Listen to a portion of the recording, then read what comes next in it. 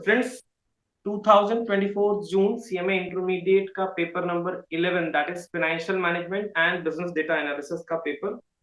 सबसे पहले इसका थोड़ा सा रिव्यू दे दूं इस पेपर का। बहुत से बच्चों का कहना है कि पेपर टफ था, बट एक इनिशियल रिव्यू या इनिशियली जब हम इसके मल्टीपल चॉइस क्वेश्चंस को देखते हैं तो जरूर ऐसा लगता है कि पेपर थोड़ा सा टफ था। बट अदरवाइज जब इस पेपर को कंप्लीटली हमने देखा तो पेपर उतना टफ नहीं है जितना ये लग रहा था।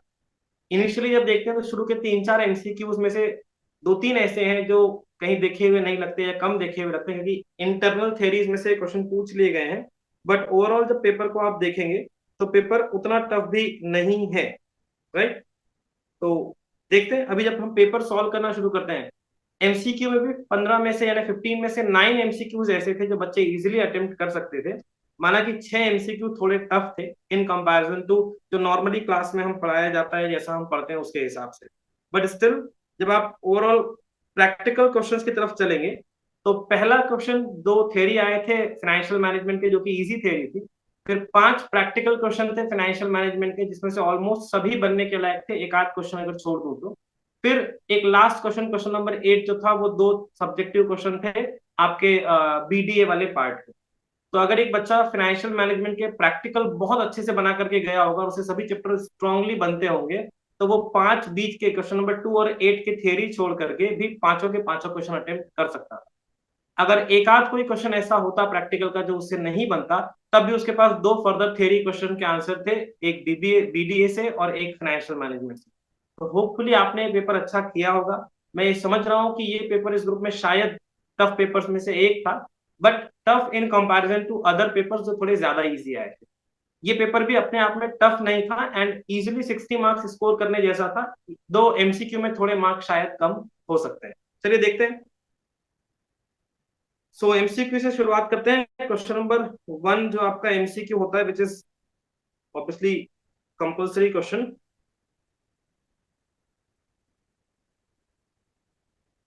Selling shares without owing them to buy them back at a future date at a lower price in expectation that price will drop is known as।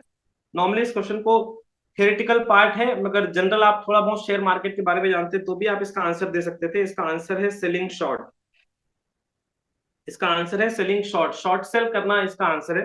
Right. Question number 2, 91 day treasury bill with face value of 100 is issued at 98। 100 रुपए का एक treasury bill है जिसकी 91 days का tenure है और 98 rupees उसका issue price है। बहुत ही इजी क्वेश्चन था दोस्तों। वैसे तो इसका एक फॉर्मूला दिया हुआ है बुक में, बट फॉर्मूला से भी ज्यादा आप ये समझिए कि 98 रुपीज दे करके 100 रुपीज मुझे मिलेंगे तो मेरी 2 रुपए की इनकम है। ये 2 रुपए की इनकम मैं 91 डेज में कमाता हूँ। अगर 91 डेज की इनकम 2 रुपए, तो 365 डेज की इनकम कितने रुपए, परसेंटेज में आपको बता देना।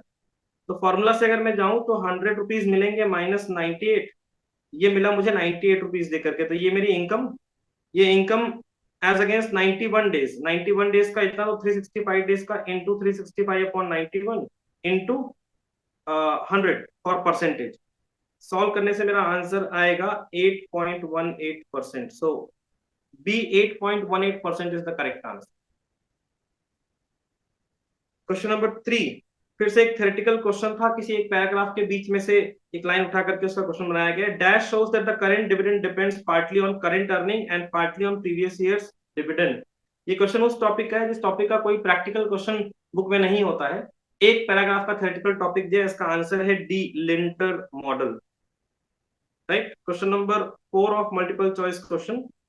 Rajesh Polymer Limited issued 4,09% perpetual debenture at a premium of 10%, flotation cost 2%। ये क्वेश्चन बहुत ही इजी क्वेश्चन था। अगर आपने कभी जिंदगी में केडी निकाला है तो इसका आंसर आपसे जरूर बनना चाहिए। केडी का फॉर्मूला आई, क्योंकि परपेचुअल डिबेंचर है तो बहुत बेसिक वाला formula I 1 - 3 upon NP. 9% debenture का इंटरेस्ट है, 4 लाख का 9%, 9 36,000 रुपीज का इंटरेस्ट पे करेंगे into 1 - 0.5।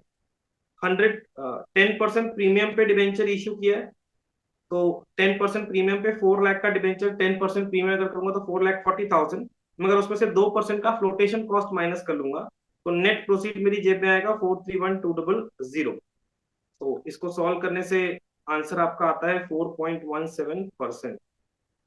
B 4.17% is correct answer. Hopefully ये आंसर आपने गलत नहीं किया होगा, ये बिल्कुल करेक्ट आंसर होना चाहिए।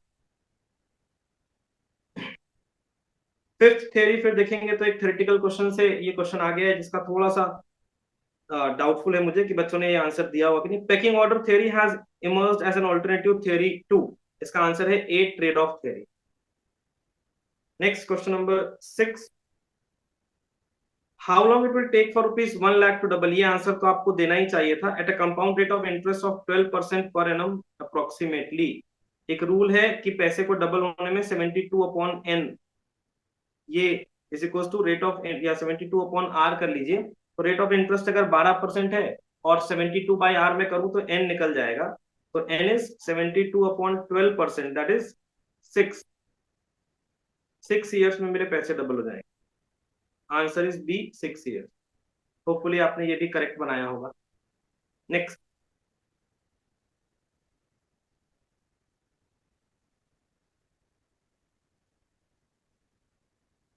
which of the following is not an objective of digitalization, ये मेरे हिसाब से बिजनेस डेटा एनालिटिक्स का क्वेश्चन है और इसका आंसर है लार्ज फिजिकल स्टोरेज स्पेस। ये अगर आपने नहीं भी पढ़ा होगा तो एक कॉमन सेंस इस क्वेश्चन का आंसर बन सकता था। डिजिटलाइजेशन के क्या ऑब्जेक्टिव्स हैं और क्या ऑब्जेक्टिव नहीं है। देखिए, डिजिटलाइजेशन से widespread access of data होगा, प्रिजर्वेशन ऑफ डेटा भी होगा, जो फिजिकल फॉर्म में है वो डिजिटाइज फॉर्म में हो जाएगा, and large group of users, digitise data बहुत सारे यूजर तक पहुंच सकता है। मगर large physical storage space, digital data तो लार्ज स्टोरेज स्पेस नहीं लगेगा, वो सर्वर्स पे स्टोर होगा या हार्ड डिस्क पे स्टोर होगा। तो डिजिटाइजेशन का ये ऑब्जेक्टिव नहीं है, क्योंकि ये उसके ऑब्जेक्टिव के ऑपोजिट चल रहा है। Next, question number 8 of multiple choice question. Following information has been taken from the balance sheet of MJK Limited. 8% debenture payable rupees 15 lakh, 12% preference share 15 lakh, and ordinary shareholders equity is 40 lakh. You have to calculate the capital gearing ratio of the company. Capital gearing ratio का formula होता है equity share holders fund upon fixed cost वाला जो fund होता है, fixed cost वाला fund होता है डिबेंचर और प्रेफरेंस शेयर। तो बस इसका रेशियो आपको निकाल देना था। इक्विटी शेयर होल्डर का फंड है 40 लाख रुपीस अपॉन 15 लाख रुपए के डिबेंचर और 15 लाख का प्रेफरेंस शेयर। तो 15 plus 15 that basically 40 divide is to 30, 4:3, be इसका करेक्ट आंसर होगा। Next, question number 9, cluster analysis. इसका आंसर डायरेक्टली मैं बताता हूँ, बी अनसुपरवाइज लर्निंग के अंदर ये टॉपिक है cluster analysis, business data analytics का ये क्वेश्चन था। Question number 10, systematic risk of 1.5। Okay, ये क्वेश्चन बहुत ही स्ट्रेट फॉरवर्ड सीएपीएम का क्वेश्चन था, वर्डिंग्स भले ही थोड़ी अलग होंगी, मगर देखिए systematic risk of firm is 1.5, ये बीटा दिया हुआ है। Validity today treasury bill is currently yield is 9%, ये risk free rate of return है और ये market rate of return. CAPM के अंदर K is equals to RF plus beta RM minus RF. अगर आपको थोड़ा चीजें नहीं भी समझ में आ रही होगी तो भी आपने एटलीस्ट सीएपीएम से केई निकाला होगा, ऐसा मैं उम्मीद करता हूं। तो इसका फाइनल आंसर है R F is 9, beta is 1.5, R M is 14 minus 9, 14 minus 9 is 5, 5 into 1.5 7.5, 9 plus 7.5 is 16.5। Done.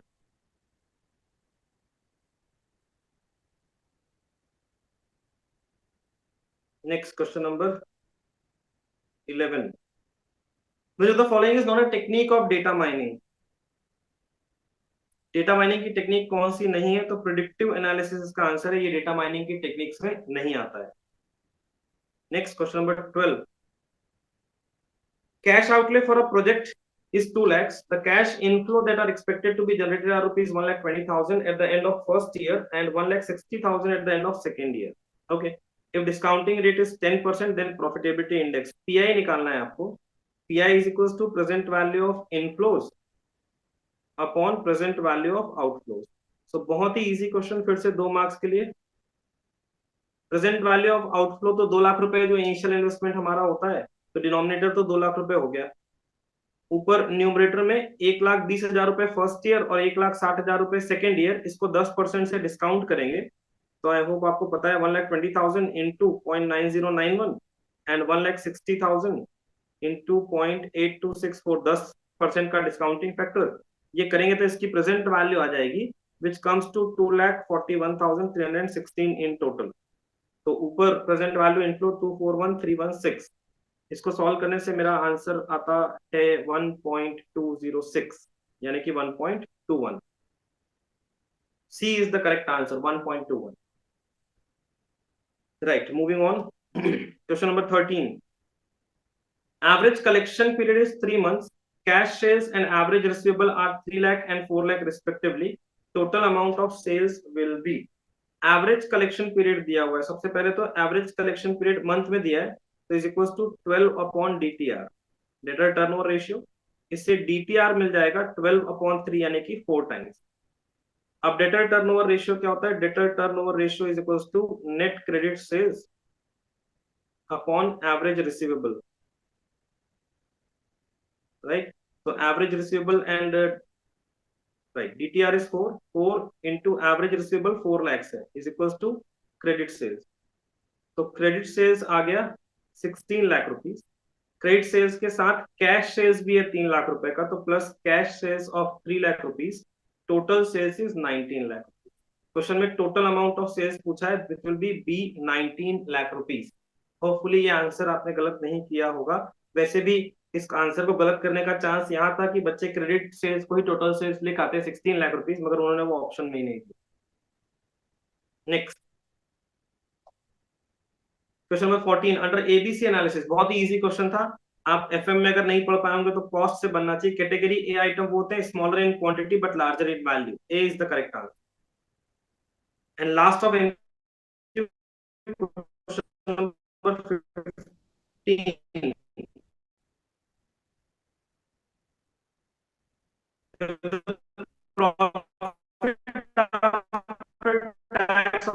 Equity dividend coverage ratio is, ठीक।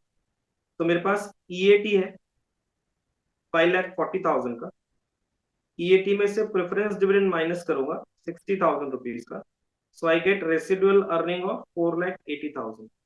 इस 4,80,000 में से मैं माइनस करूंगा इक्विटी डिविडेंड। 1,60,000 शेयर्स हैं जिन्हें 2 रुपए का डिविडेंड दिया है, तो 3,20,000। तो बच जाएगा residual earning, sorry residual earning नहीं, रिटेन अर्निंग। ये जो भी बचे इससे मतलब नहीं है, हमारा मतलब ये है, हमसे पूछा है इक्विटी डिविडेंड कवरेज रेशियो। तो equity dividend coverage ratio is equity dividend upon, sorry reverse order, हमारा आंसर है रेसिडुअल अर्निंग या earning for equity share holder upon equity dividend. तो इक्विटी शेयर होल्डरों के लिए हमने कमाया था 4,80,000, उसमें से 3,20,000 अगर इक्विटी डिविडेंड दे दिया, तो this ratio comes to 1.5 times, right? So hopefully आपने एटलीस्ट 9 आंसर्स करेक्ट किए होंगे, मुझे ऐसा लगता है मल्टीपल चॉइस क्वेश्चन में। और जिन्होंने ज्यादा अच्छे से पढ़ाई की होगी, होपफुली आपने 15 आउट ऑफ 15 करेक्ट। चलिए moving on to subjective questions. Question number 2 theoretical question था, जिसमें पहला था briefly describe the primary function of commercial banks in India. अगर आपको सब्जेक्टिव क्वेश्चन में से प्रैक्टिकल क्वेश्चन कम बने होंगे और थ्योरेटिकल अटेम्प्ट करने की जरूरत पड़ी होगी, तो ये आंसर आप डेफिनेटली लिख सकते थे। थोड़ी जनरल नॉलेज से भी इस क्वेश्चन का आंसर दिया जा सकता है, primary function of commercial bank in India. फिर भी अदरवाइज आप अपने स्टडी मटेरियल के पेज नंबर 63 में अगर जाएंगे तो इसका क्या अप्रोप्रिएट आंसर होना चाहिए आपको मिल जाएगा। Next, moving on. Implementation of data mining in finance and management is one of the important segment in business data analytics. In this context, briefly illustrate the data mining application. तो data mining applications कौन-कौन से हैं या कैसे हैं? Page number 639 of your current study material of paper number 11, वहां जाएंगे तो इसका solution आपको मिल जाएगा। Moving on to practical questions. Question number 3. Following ratio and information relate to the business of, अच्छा ratio analysis का क्वेश्चन पूछा था। Sales, sundry debtor, closing inventory और सन्ड्री क्रेडिटर, ये 4 चीजें आपको निकालनी थी। बहुत बेसिक क्वेश्चन था, आराम से ये क्वेश्चन आपसे बनना चाहिए था, थोड़े से कॉमन सेंस की जरूरत थी। सबसे पहले हमको ये देखना है कि कहां से मैं क्वेश्चन शुरू करूंगा। तो मुझे जीपी रेशियो दिया हुआ है और ग्रॉस प्रॉफिट दिया हुआ है, 3 लाख रुपीज का ग्रॉस प्रॉफिट और जीपी रेशियो 25%। तो मुझे ये पता है कि GP is equal to sales into GP ratio. मेरे पास जीपी है और जीपी रेशियो है, तो मेरा सेल्स मिल जाएगा। Sales is equals to GP upon GP ratio. So 3 lakh upon 25%, तो 12 लाख रुपीज मेरा सेल्स आएगा। तो फर्स्ट ऑफ सेल्स मुझे मिल गया है 12 लाख रुपीज का, ये दो रेशियोज में यूज कर चुका हूँ। इसके बाद दूसरा मैं चलता हूँ कि कॉस्ट ऑफ गुड सोल्ड, क्योंकि इन्वेंट्री टर्नओवर रेशियो मुझे दिया है। So I know cost of good sold is equals to, sorry, inventory turnover is equals to cost of good sold. Inventory turnover ratio is equals to cost of good sold upon average inventory, right. Cost of good sold sales minus GP होता है। Sales 12 lakh rupees दिया हुआ है और GP 3 lakh rupees दिया हुआ है, तो मुझे ये पता है कि 9 lakh rupees cost of good sold है। एवरेज इन्वेंट्री और इन्वेंट्री टर्नओवर रेशियो 8 दिया हुआ है। इसे सॉल्व करने से मुझे एवरेज इन्वेंट्री मिल जाएगी, which is 9 lakh upon 8, it comes to 1,12,500। 1,12,500। अब मुझे ओपनिंग इन्वेंट्री दी हुई है 1,05,000 की। मुझे पता है कि opening inventory is equals to, sorry, average inventory is equals to opening plus closing by 2। So 1,12,500 is equals to opening plus closing by 2। Opening की वैल्यू 1,05,000 पुट कर दूंगा, तो ओवरऑल क्लोजिंग स्टॉक की वैल्यू मुझे मिल जाएगी, which comes to 1,20,000, right. So I have got my closing stock as well. Question में मुझसे सेल्स पूछा था, which I have got to 12 lakh rupees. मुझसे क्लोजिंग इन्वेंट्री पूछा था, which I have got to 1,20,000 rupees. इसके बाद सन्ड्री डेटर और सन्ड्री क्रेडिटर का रिक्वायरमेंट है, ठीक है। बाकी के बचे हुए डेटा को जब यूज करेंगे तो हमारे पास दो चीजें बच गई, credit period allowed to debtor and lag in payment of supply, 1 month and 2 month. इसकी बेसिस पे मेरा डेटर और क्रेडिटर भी निकल जाएगा।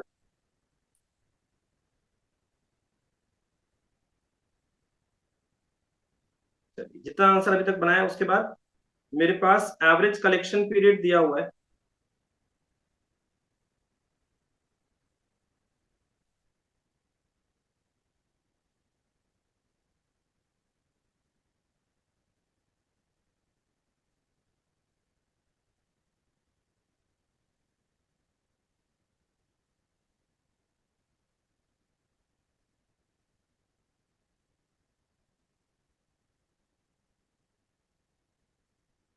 मेरे पास इस क्वेश्चन में एवरेज कलेक्शन पीरियड दिया हुआ है, which is credit period allowed to debtor 2 month. Average collection period is equals to 12 upon DTR होता है। देयरफॉर आई गेट, ये दिया हुआ है 2, तो डीटीआर आ गया 6। डीटीआर के 6 आने से डीटीआर की वैल्यू होती है net credit sales upon average account receivable या average debtor. Credit sales question में सेल्स 12 लाख रुपीज था। 12 लाख रुपीज का सेल्स अगर कुछ नहीं दिया हुआ है तो पूरा का पूरा सेल क्रेडिट सेल माना जाएगा। और पूरा सेल क्रेडिट सेल मानने का मतलब average receivable will come down to 12 lakh upon 6, यानी कि 2 लाख रुपीज। अभी एवरेज रिसीवेबल के लिए क्वेश्चन में एक और सेंटेंस दिया, assume that all purchases and sale are on credit and closing value of debtor and creditor are not different from their opening value. तो if opening and closing receivables are same, तो average भी same होगा, यानी closing debtor 2 lakh rupees आएगा। Same way में मेरे पास average payment period है 1 month का। So average payment period is equals to 12 upon CTR, यानी क्रेडिटर टर्नओवर रेशियो होता है। इससे क्रेडिटर टर्नओवर रेशियो मिल गया 12। साल भर का एवरेज परचेज, अच्छा एवरेज परचेज कैसे निकलेगा? एवरेज परचेज के लिए कॉस्ट ऑफ गुड्स सोल्ड का फॉर्मूला मैं यूज करूंगा, opening stock plus purchase minus closing stock is equal to COGS. Opening stock plus purchases minus closing stock is equal to cost of goods sold. मुझे सभी की value मालूम है।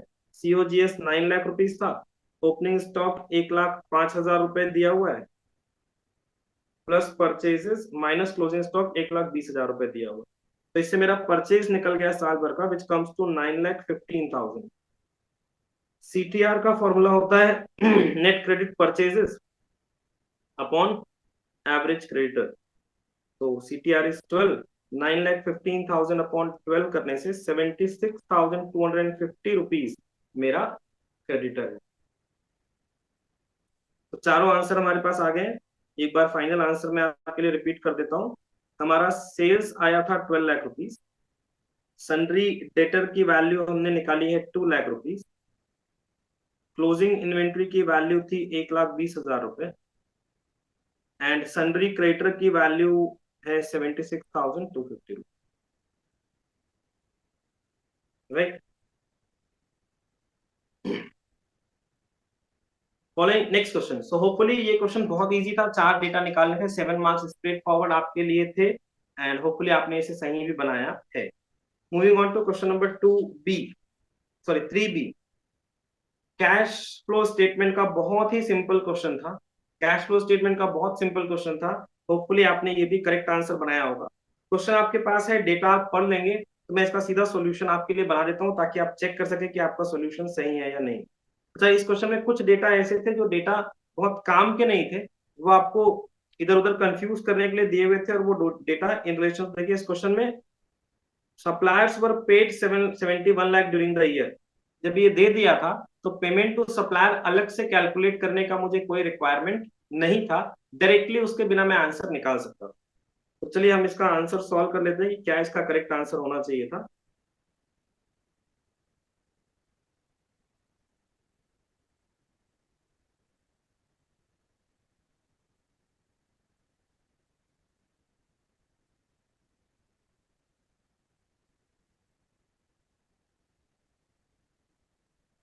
Cash receipts from operating activity में सबसे पहले आएगा cash receipts from customers,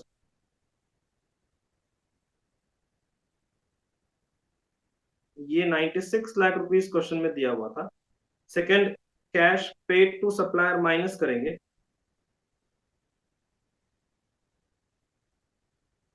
which was given 71 lakh rupees, जिसकी अभी भी मैंने बात की आपसे।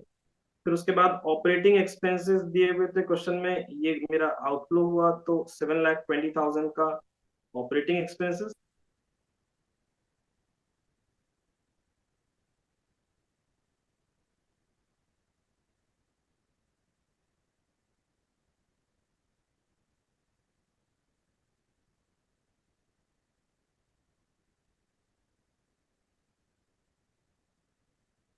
14,80,000 cash inflows from operating activity, मेरा पहला पार्ट है आंसर का।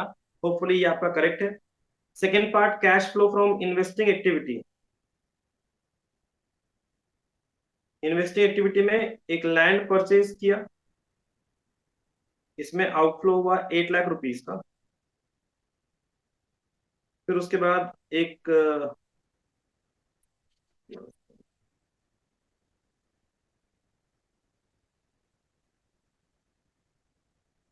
मशीनरी खरीदी हमने 4 लाख रुपए, राइट। और एक इंटरेस्ट मिला था हमें इसी क्वेश्चन में 20,000 रुपीज का, correct.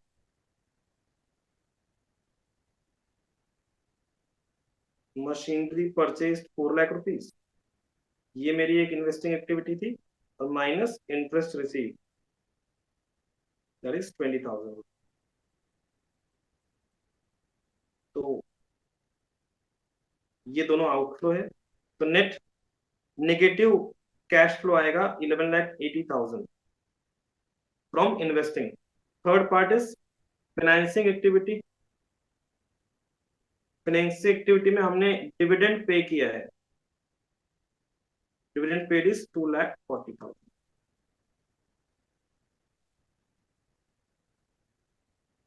Finally net increase in cash and cash equivalent,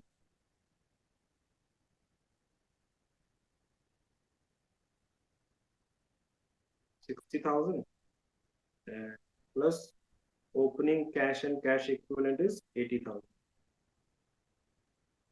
closing cash and cash equivalent to 1 lakh। ये हमारा फाइनल आंसर है। तो क्वेश्चन वाज वेरी इजी, एक दो पॉइंट जबरदस्ती आपको कंफ्यूज करने के लिए दिए गए थे, मगर होपफुली आप कंफ्यूज नहीं हुए होंगे, क्योंकि सप्लायर को जो हमने पेमेंट किया है उसका अमाउंट सीधा सीधा दिया हुआ था 71 लाख रुपीज के लिए। Done. So moving on to next question.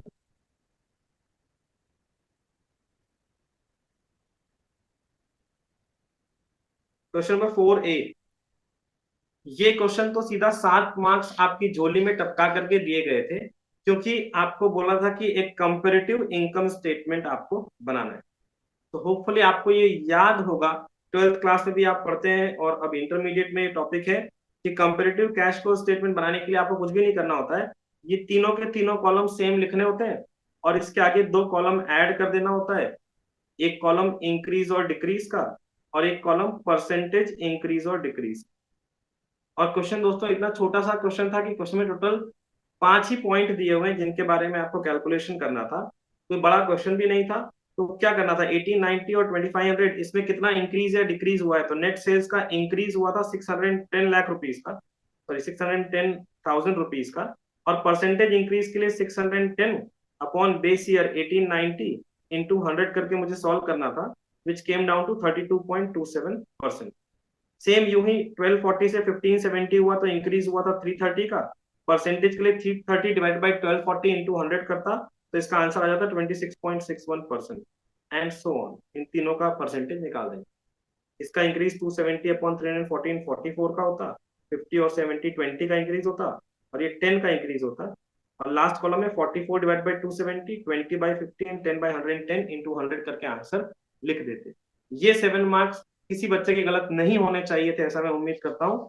और बस क्वेश्चन नंबर 4 एक खत्म हो गया। Moving on to question number 4B। This was also very easy question and similar style का क्वेश्चन हमने क्लास में किया हुआ क्वेश्चन है, तो होपफुली इसका आंसर भी आपने सही सही बनाया होगा। WACC निकालने का क्वेश्चन था, और WACC आपको एक बार बुक वैल्यू से निकालना था और एक बार मार्केट वैल्यू से भी निकालना था।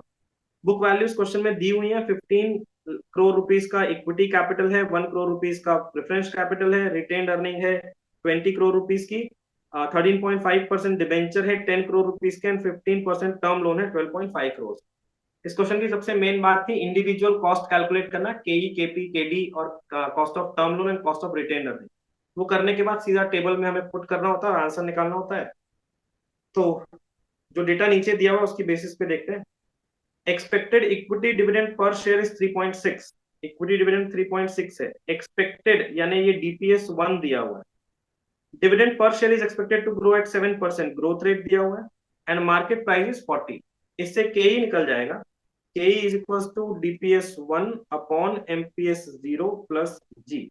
सॉल्व करें, DPS 1 is 3.6, MPS 0 is 40, solve करने से के ही आएगा 16%। तो मेरा पहला कॉस्ट निकल गया के 16%। क्वेश्चन में रिटेन अर्निंग के बारे में और अलग से कोई इंफॉर्मेशन नहीं है, तो मुझे ये भी पता है कि K R is equal to K, therefore वो भी क्या हो गया 16%। Right, moving on. 11% preference shares are redeemable after 10 years at par, 10 साल पे रिडीमेबल है। Current market price is 75। तो रिडीमेबल शेयर्स का केपी जब हमें निकालना होता है तो KP is equal to PD plus RB minus NP upon N and whole upon RB plus NP upon 2। इस इक्वेशन में पुट करने के लिए प्रेफरेंस डिविडेंड 11 रुपए का होगा, plus redeemable value will be 100, net proceed 75 आएगा life 10 years, whole upon 100 plus 75 upon 2। इसे सॉल्व करने से cost of preference share comes down to 15.43%। तो मेरे पास के ही हो गया, कॉस्ट ऑफ रिटेन अर्निंग हो गया, कॉस्ट ऑफ प्रेफरेंस शेयर भी हो गया। इसके बाद डिबेंचर के बारे में बात हुई कि 13% debentures are redeemable after 6 years at par, current market price is 80 per debenture, only interest is tax deductible। केई और केआर का कैलकुलेशन ये है, केपी का कैलकुलेशन ये है। KD, KD is equal to I 1 minus T plus RB minus NP upon N whole upon RB plus NP upon 2।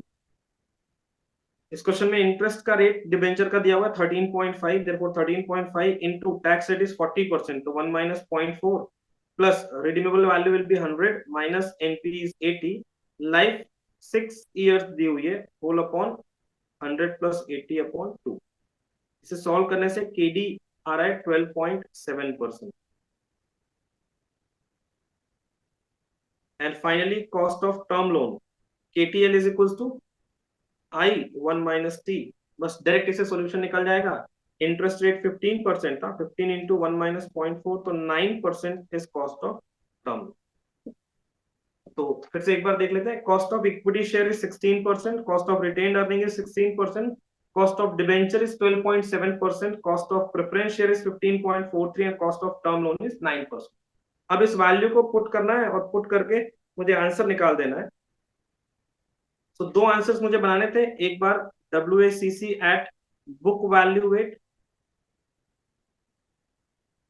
Equity share, preference share, retained earning, debenture and term loan.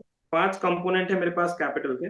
इनका individual amount दिया हुआ है 15 crore, 1 crore, 20 crore, 10 crore and 12.5 crore, which makes a total of 58.5 crores. 58.5 crores का wait निकालेंगे, तो wait क्योंकि fractions बहुत आड़े टेढ़े आएंगे तो हम 15/58.5 लिख करके छोड़ देंगे, 1/58.5 लिख करके छोड़ देंगे एंड सो ऑन। फिर इंडिविजुअल कॉस्ट लिखूंगा मैं। इंडिविजुअल कॉस्ट इक्विटी की 16 थी, प्रेफरेंस शेयर की 15.43 हमने कैलकुलेट की थी, retain earning 16, debenture is 12.7 and term loan is 9। Multiply करने से WACC तक हम पहुंच जाएंगे। मल्टीप्लाई करके टोटल करेंगे तो WACC आएगा, it comes down to 4.10, 0.26, 5.47, then 2.17 and 1.9 का टोटल है 13.92%। ये है मेरा WACC at book value weight. जब मार्केट वैल्यू वेट से बनाएंगे WACC तो रिटेन अर्निंग की जो वैल्यू है वो इक्विटी शेयर की मार्केट वैल्यू में ही मर्ज हो जाएगी। So WACC at market value weight,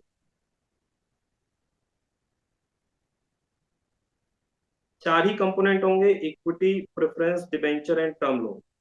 equity की मार्केट वैल्यू, क्वेश्चन में जो इक्विटी शेयर्स दिए थे उसकी एक इक्विटी शेयर की मार्केट वैल्यू अभी 40 रुपीज थी, तो 15 करोड़ रुपए के इक्विटी शेयर की मार्केट वैल्यू हो जाएगी 60 करोड़ रुपए। प्रेफरेंस शेयर 100 रुपीज के प्रेफरेंस शेयर्स की वैल्यू 75 रुपए हो गई थी, तो जब मैं कैलकुलेट करूंगा तो 1 करोड़ का प्रेफरेंस शेयर बन जाएगा 0.75 करोड़ रुपीज। 100 रुपए के एक डिवेंचर की वैल्यू मार्केट में 80 रुपीज चल रही है, तो 10 करोड़ के टोटल डिवेंचर जो हो जाएंगे उनकी मार्केट वैल्यू 8 करोड़ रुपीज हो जाएगी। ये वर्किंग नोट में आपको छोटा छोटा कैलकुलेशन दिखाना पड़ेगा।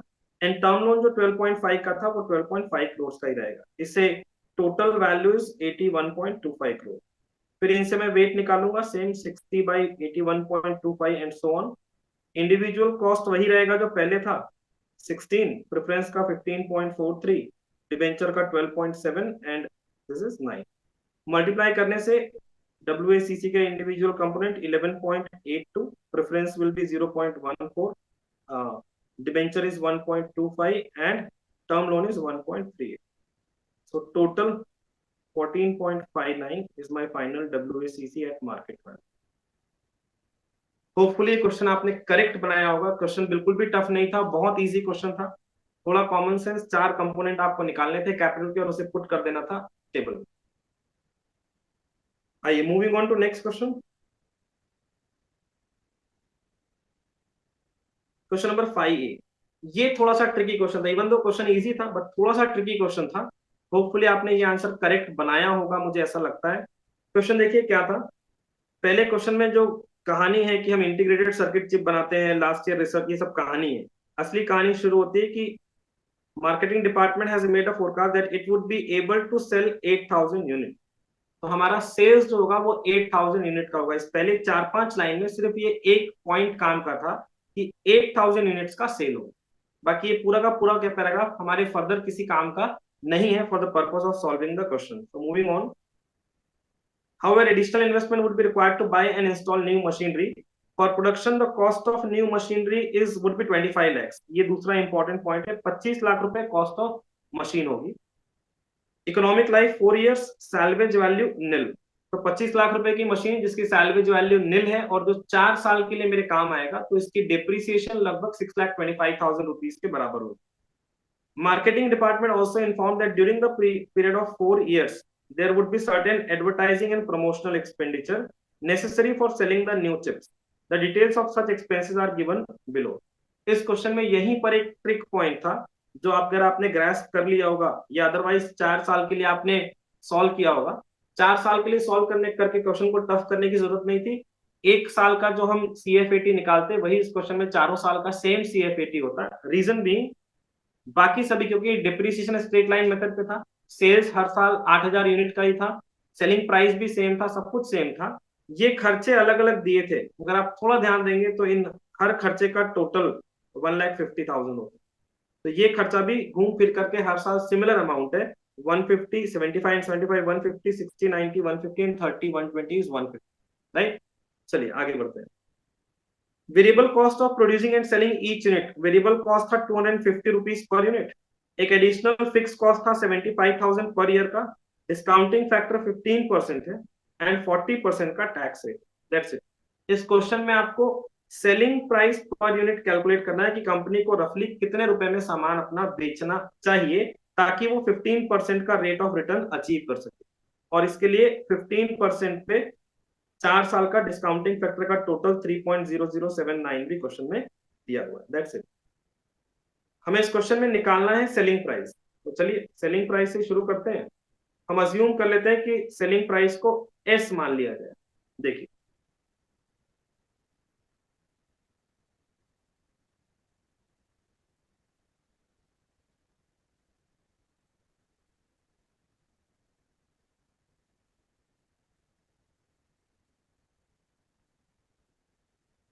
Late the selling price be rupees S per unit. अब ध्यान दीजिए, अगर selling price S rupees per unit है तो सेलिंग प्राइस से आगे बढ़ते हुए मैं सीएफएटी तक जाना चाहता हूं, एनुअल सीएफएटी। सेल्स होगा 8,000 यूनिट का सेल इंटू एस रुपीज, तो 8,000 एस मेरा सेल्स हो गया। सेल्स में से वेरिएबल कॉस्ट माइनस करूंगा, 8,000 यूनिट इंटू 250 रुपीज का वेरिएबल कॉस्ट दिया हुआ है, which comes down to 20 lakh rupees. So contribution तक पहुंच गए। Contribution is 8,000 S minus 20 lakh rupees. Contribution में से फिक्स्ड कॉस्ट और market administrative and promotional expenses minus करेंगे। फिक्स कॉस्ट 75,000 पर ईयर था और एडमिनिस्ट्रेटिव एक्सपेंसेस 1,50,000 पर ईयर था। -20 लाख में से -75,000 और -150 करेंगे तो इट बिकम्स 8,000 एस -22,25,000। ये बन गया मेरा earning before depreciation and tax. इसमें डिप्रिसिएशन माइनस करना है, एक वर्किंग नोट आपको बनानी होगी डिप्रिसिएशन की। वर्किंग नोट हमने जनरल कैलकुलेशन किया था, 25 लाख रुपीज की मशीन जिसपे कोई सैल्वेज वैल्यू नहीं है, divide by 4 years of life, तो 6,25,000 एनुअल डिप्रिसिएशन होगा। 22,25,000 में से 6,25,000 और माइनस किया तो इट बिकम्स 8,000 एस -22 and 6 20 28,50,000। ये हो गया मेरा अर्निंग बिफोर टैक्स। इसमें से टैक्स माइनस करना है एट 40%, तो 8,000 का 40% 3,200 एस -28,50,000 का 11,40,000 विल बी माई टैक्स। अब जब इस इक्वेशन में से इसको माइनस करूंगा तो होपफुली आप ये करेक्ट करेंगे, EAT comes down to 4,800 S minus 17,10,000, and फिर इसमें डिप्रिसिएशन एड बैक करूंगा 6,25,000 का, तो I get my CFAT which comes down to 4,800 S minus 10,85,000, right. So ये मेरा फाइनल इक्वेशन है, मेरा एनुअल सीएफएटी है 4,800 S माइनस 10,85,000। अब अगर कंपनी जो 15% रिटर्न कमाना चाहती है, एग्जैक्टली अगर 15% रिटर्न कंपनी कमा लेगी तो उसका एनपीवी जीरो होगा। आप ये समझते होंगे, आईआरआर हम इसे ही बोलते हैं। अगर कंपनी अपने डिस्काउंटिंग रेट से, एग्जैक्ट डिस्काउंटिंग रेट से कमाएगी तो उस सिनेरियो में उसका एनपीवी जीरो होता है, and NPV zero, so at 15% discounting rate and NPV is equal to, NPV should be zero. तो इसके लिए क्या होगा, अभी इक्वेट कर लेता हूं। मुझे पता है कि NPV is equal to PV inflow minus PV outflow. NPV zero, present value of inflow. ये जो सीएफएटी हमने निकाला है 4 साल का सीएफएटी है, तो 4,800 एस -10,85,000 इंटू 4 साल का discounting factor which is 3.7 given in the question, और minus present value of outflow 25 lakh रुपए का इनिशियल इन्वेस्टमेंट। जब इस इक्वेशन को सॉल्व करेंगे तो it comes down to 1,4,437.92 S minus 32,63,000 32,63,572 and minus 25 lakh is equals to 0. पूरे इक्वेशन को सॉल्व करने के बाद it comes down to s is equals to I think 399.20. Selling price s was our selling price to 399.20 और रफली 400 rupees का selling price company को रखना चाहिए ताकि 15% की रेट से वो सॉल्व कर सके। यहाँ पर मैंने इस इक्वेशन को पूरा सॉल्व नहीं किया, आप इसे सॉल्व कर लेंगे ऐसा मैं उम्मीद करता हूँ। This is 14,437.92 s minus 32,63,572 minus 25 lakh is equals to 0। इसे सॉल्व करने पे s की वैल्यू 399.20 आ रही है which makes it 400 अप्रोक्सीमेटली। तो कंपनी का सेलिंग प्राइस जो हमें निकालना था it comes down to 400। Hopefully you have got this answer correct. Moving on, question number 5b।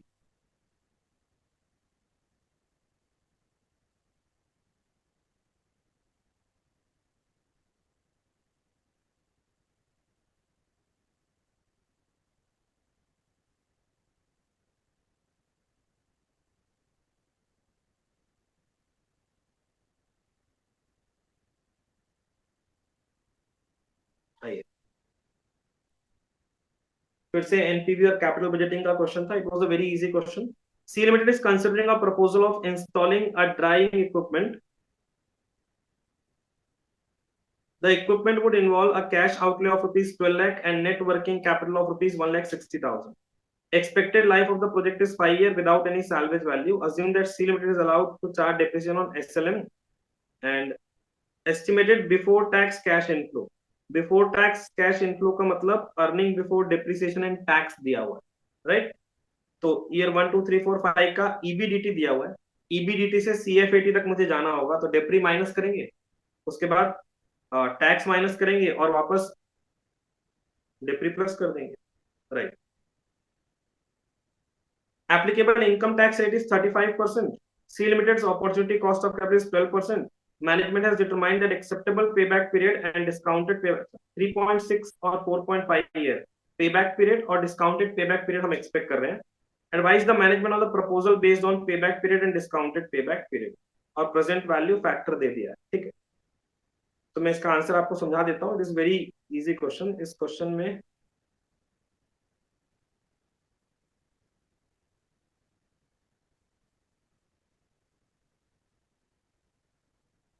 12 lakh रुपए का इनिशियल इन्वेस्टमेंट है प्लस वर्किंग कैपिटल का रिक्वायरमेंट। तो मेरा इनिशियल इन्वेस्टमेंट हो जाता है 13,60,000 रुपीज। मेरा इनिशियल इन्वेस्टमेंट हो जाता है 13,60,000 रुपीज। तो आपको ये ध्यान रखना है कि आपकी रिकवरी जो होगी वो 13,60,000 रुपीज की करनी है, ना कि 12 लाख रुपीज, राइट। ओके, सो बहुत शॉर्ट में मैं आपको क्वेश्चन समझा देता हूँ। मेन जहां काम की बात होगी वहां हम देखेंगे। चलो स्टार्ट। सो इनिशियल इन्वेस्टमेंट मेरा है 13,60,000। होपफुली आपने करेक्ट किया होगा। डेप्रिसिएशन इस मशीन की कॉस्ट है 12 लाख रुपए और लाइफ है 5 साल, तो डेप्रिसिएशन आएगा 2,40,000। क्वेश्चन सॉल्व करने के लिए सबसे पहले मुझे चाहिए ईबीडीटी। क्वेश्चन में दिया हुआ है, आप एज इट इज लिख लेंगे 500 साल का। डेप्रिसिएशन हर साल का माइनस होगा 2,40,000 रुपीज। ईबीटी आ जाएगा। ईबीटी में टैक्स आप माइनस करेंगे 35%, ईएटी आ जाएगा। ईएटी में डेप्री वापस ऐड बैक करेंगे, सीएफएटी आ जाएगा। मैं सीधा सीएफएटी का आंसर लिख देता हूँ। आप अगर उसमें कोई इश्यू होगा तो मुझे जरूर कमेंट में पूछ सकते हैं।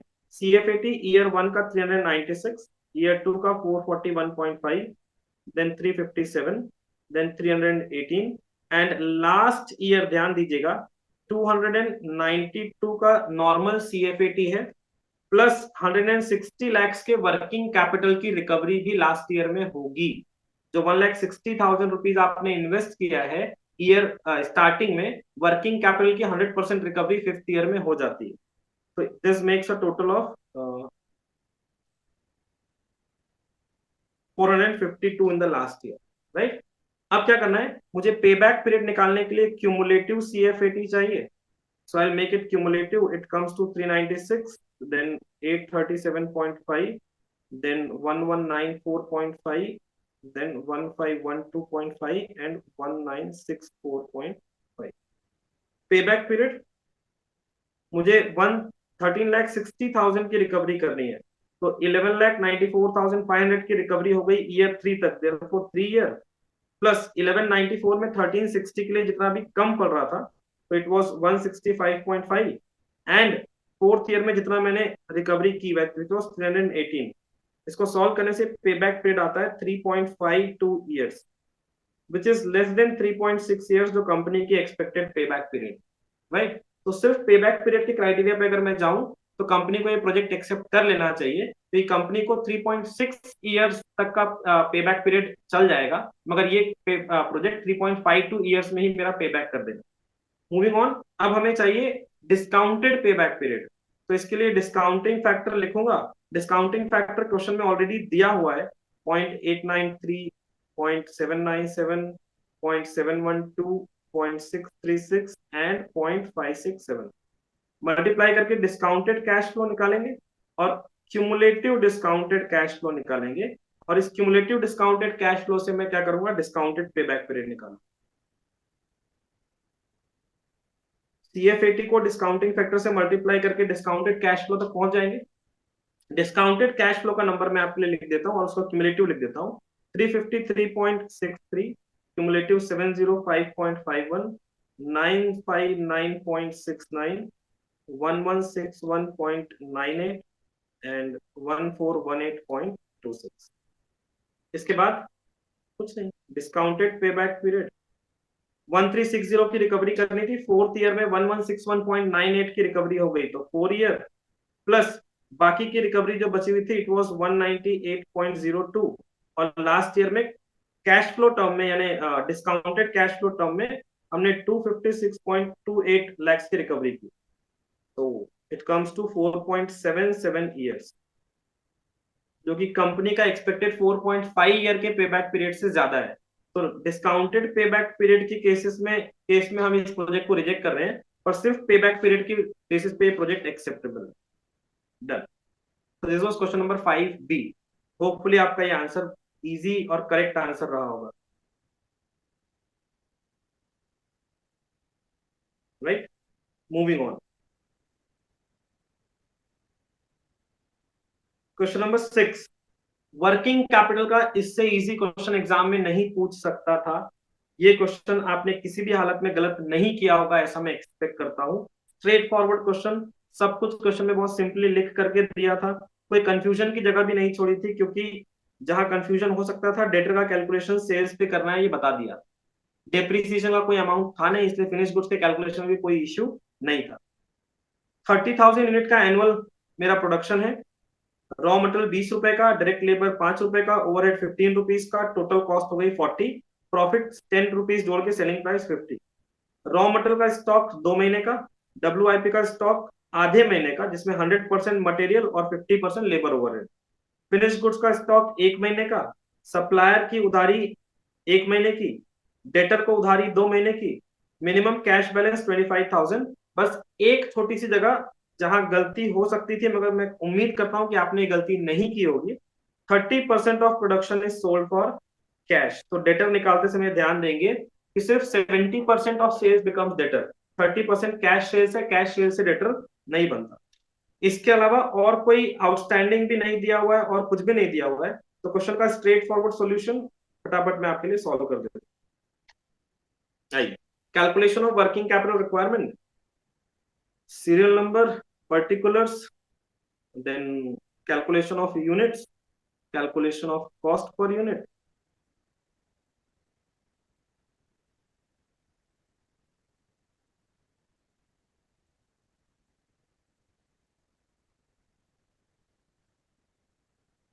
First is current asset, current asset के अंदर रॉ मटेरियल स्टॉक 30,000 यूनिट साल भर का सेल है, और रॉ मटेरियल का स्टॉक हम करते हैं 2 मंथ्स के जितना, तो 2/12 कम्स टू 5,000 यूनिट।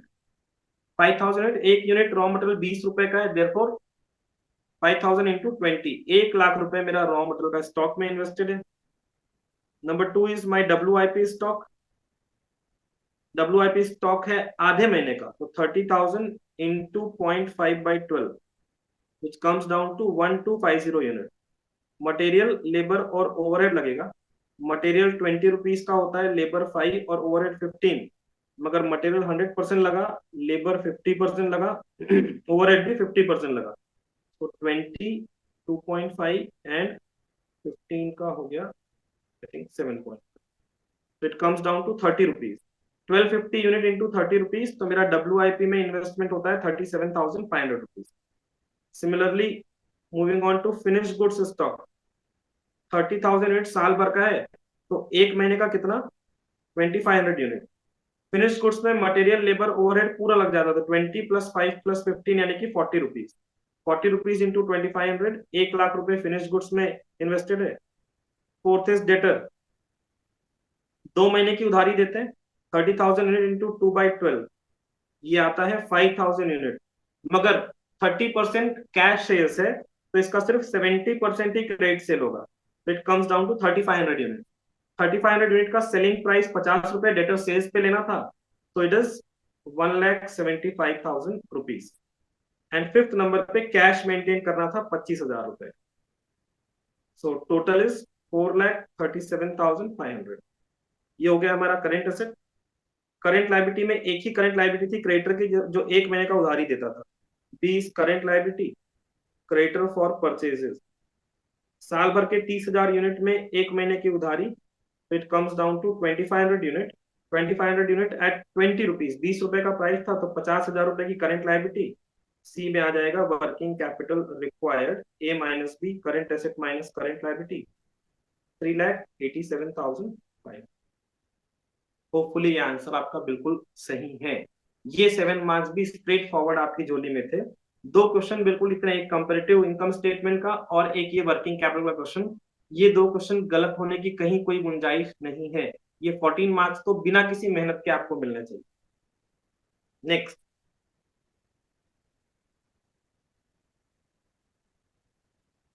अगला 7 मार्क्स भी आपकी झोली में सीधा यूं टपका करके दिया गया है। अगर आप FM में नहीं पढ़े तो ये टॉपिक कॉस्टिंग में पढ़ के भी आप इसका आंसर दे सकते थे। बहुत इजी क्वेश्चन था।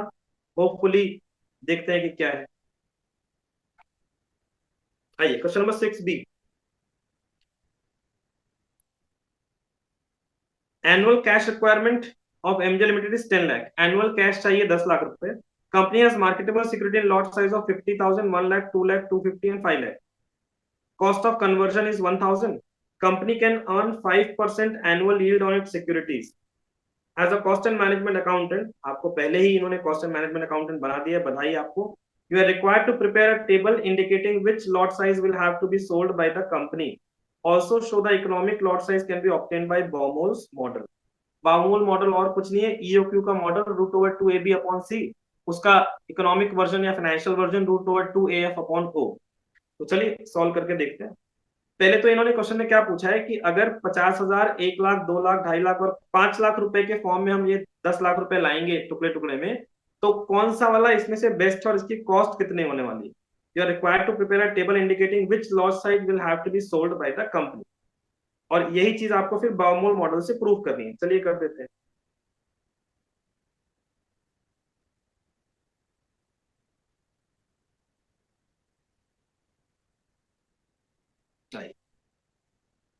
फिर एक टेबल बना ले, जो कॉस्ट हम जनरली निकालते हैं ना ये मटेरियल के केस में, वही वाला कहानी है हमारे लिए। देखिए 50,000, 1 लाख, 2 लाख, 2.5 लाख और 5 लाख, इस फॉर्म में आप सिक्योरिटीज लेकर के आ सकते हैं। आपका टोटल रिक्वायरमेंट कितना है, 10 लाख रुपीज का, right.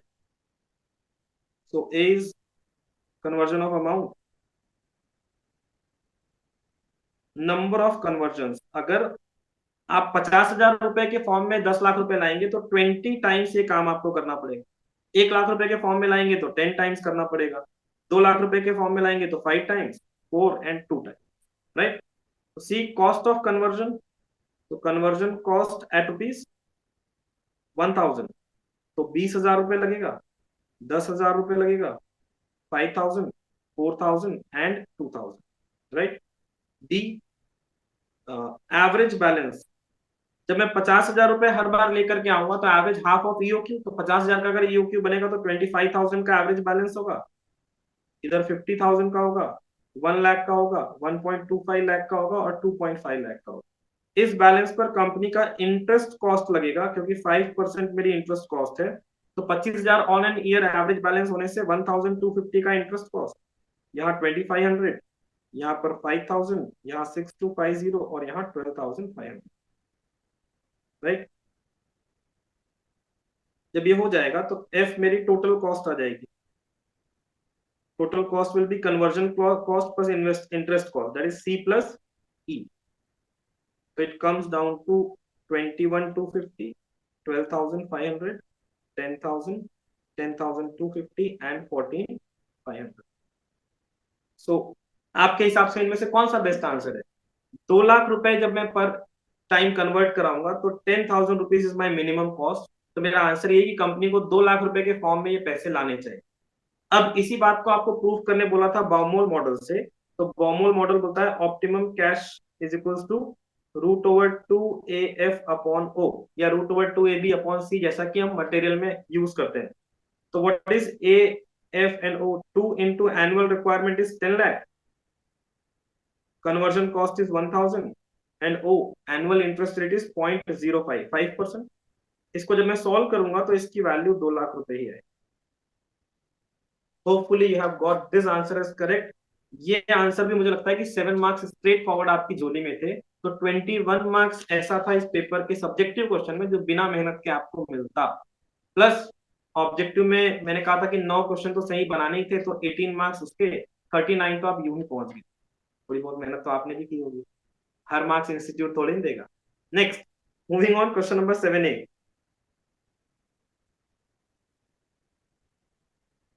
Excel Limited has 1 lakh outstanding shares of 10 each. The company earns a rate of 24% on its investment and retains 50% of earning as a policy.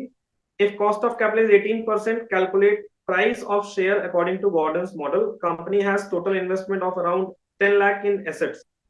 If payout ratio changes to 10% or 90%, analyze how will the share price change. Infer the optimal dividend policy for Excel Limited as per Gordon's model. देखिए, Gordon model आपको अगर याद होगा तो P0 is equal to D1 upon KE minus G। Short में ये formula है। D1 निकालने के लिए E into pay out ratio का फॉर्मूला और G निकालने के लिए B इंटू R का रिक्वायरमेंट। ये कुछ रिक्वायरमेंट्स है जो आपको कैलकुलेट करनी होती है। क्वेश्चन इजी है अगर आपको फॉर्मूला पता है तो। अगर फॉर्मूला नहीं पता तो थोड़ी सी मेहनत आपको लगी होगी इस क्वेश्चन में, या शायद नहीं भी बना होगा। आइए चेक करते हैं इस क्वेश्चन की जो डिटेल्स है वो चेक करूं। डिटेल्स में नंबर ऑफ शेयर्स दिया हुआ है 1 लाख। इसकी ऐसे बहुत रिक्वायरमेंट नहीं है। अर्निंग पर शेयर 10 रुपए का शेयर है और 24% मेरा रिटर्न ऑन इन्वेस्टमेंट है। तो 10 का 24%, 2.4 रुपीज की मेरी अर्निंग आएगी। इसके बाद B, retention ratio is 50%। R नहीं, रिटेंशन अगर ये हो गया तो 1 minus B, that is pay out ratio, ये भी 50% हो गया। इसके बाद आर दिया हुआ है 24% और जी दिया हुआ है, सॉरी जी नहीं, के ई दिया हुआ है 18%, राइट। इतनी चीजों के बाद जी मुझे चाहिए और DPS1 चाहिए। DPS1 is equals to EPS into pay out. Pay out ratio 50% दिया हुआ है, तो 2.4 इंटू 50% यानी कि 1.2 रुपीज का डिविडेंड डिस्ट्रीब्यूशन होगा। And G is equals to B into R. B 50% है, आर 24%, 24 इंटू 50%, 12%। इतने डेटा की रिक्वायरमेंट थी, इतने डेटा की बेसिस पे हम मार्केट प्राइस निकाल लें तो काम हमारा हो जाएगा। फर्स्ट केसेस में सॉरी हाँ, P0 is equals to D1 upon KE minus G। So D1 is 1.2, KE is given 0.18, G is given 0.12, we have calculated 0.12। इसको सॉल्व करने से मेरे शेयर की वैल्यू आएगी 20 rupees. 1.2 divided by 0.06, 20 rupees share की value है। ये करंट वैल्यू है। इसके बाद दो क्वेश्चन पूछा है कि अगर पे आउट रेशियो 10 हो जाएगा तब, और पे आउट रेशियो 90 हो जाएगा तब हम क्या करें, right. If pay out ratio changes to 10% and 90%, pay out ratio अगर 10 हो जाएगा तो क्वेश्चन ये देखिए, यहां से मैं कंटिन्यू कर रहा हूं, EPS 2.4 ही होगा। रिटेंशन अगर पे आउट 10 है तो रिटेंशन रेशियो 90% होगा। पे आउट 10% है, पे आउट अगर 10% है, आर सेम होगा 24%, केई भी सेम होगा 18%, डीपीएस 1 10% का पे आउट रेशियो होने से 2.4 का 10%, 2.4 का 10%, 0.24 रुपीज का डिविडेंड डिस्ट्रीब्यूशन होगा। And then growth rate G is equal to B into are.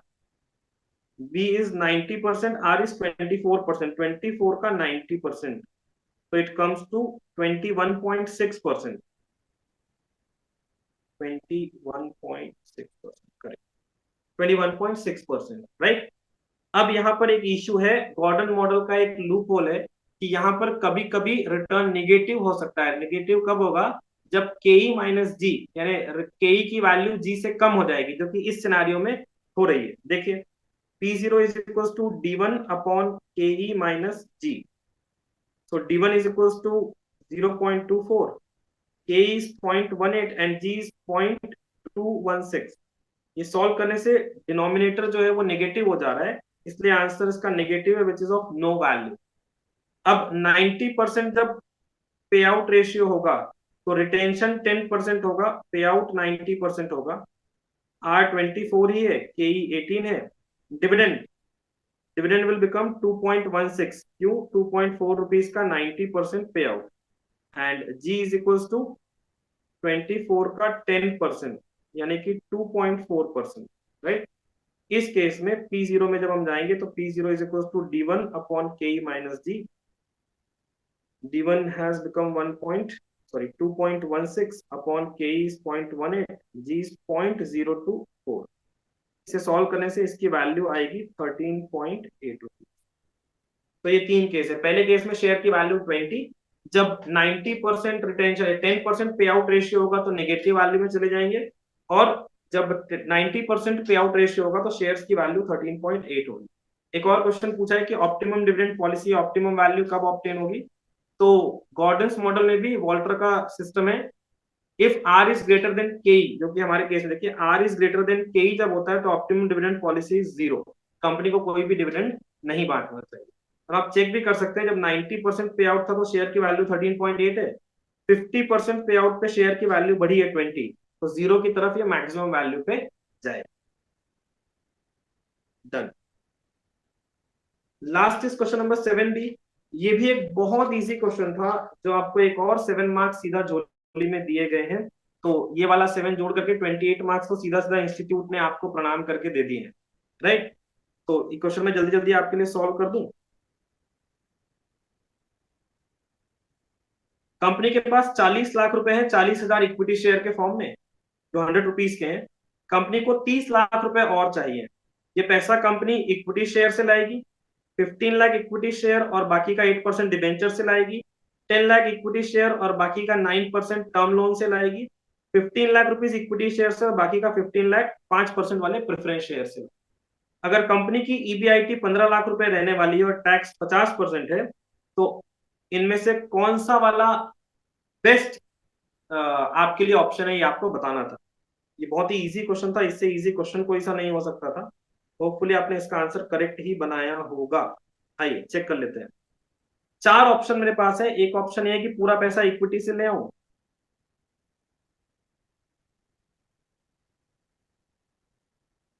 एक ऑप्शन ये है कि पूरा पैसा इक्विटी से ले आऊं, एक ऑप्शन है कि इक्विटी प्लस डिबेंचर से ले आऊं, एक ऑप्शन है इक्विटी प्लस बोरोइंग से ले आऊं, और एक है इक्विटी प्लस प्रेफरेंस से ले आऊं। ईबीआईटी चारों ही केस में 15 लाख रुपीस की ईबीआईटी होने वाली है। ईबीआईटी में से हमें इंटरेस्ट माइनस करना होता है।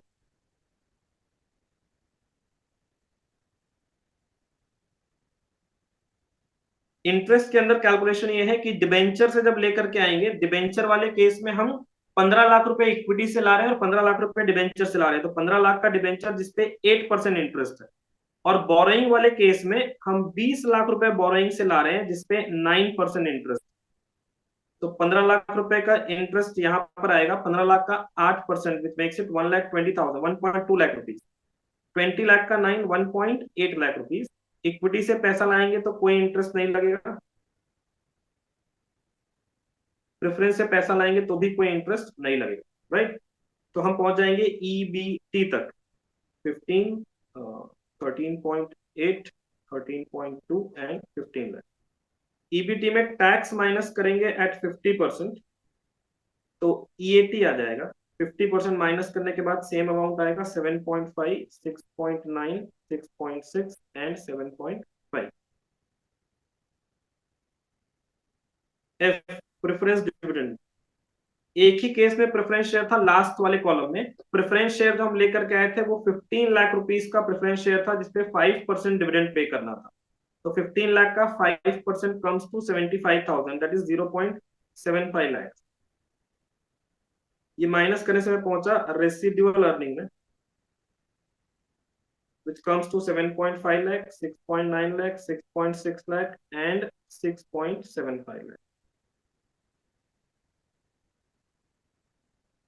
ये सॉल्व करने के बाद हम पहुंच गए number of equity share and EPS. Number of equity share, originally जो इक्विटी शेयर थे दैट वर 40,000, और 100 रुपए के हिसाब से जब यहाँ पर और इक्विटी शेयर इश्यू करूंगा तो 40 प्लस 30,000 इक्विटी शेयर होंगे, 70,000 इक्विटी शेयर। जब डिबेंचर से पैसा लेकर के आए तो 15 लाख रुपए डिबेंचर से लाए, तो 15 लाख रुपए के लिए 15,000 डिबेंचर इक्विटी शेयर और इशू किए, तो 40 प्लस 15, 55,000 इक्विटी शेयर्स।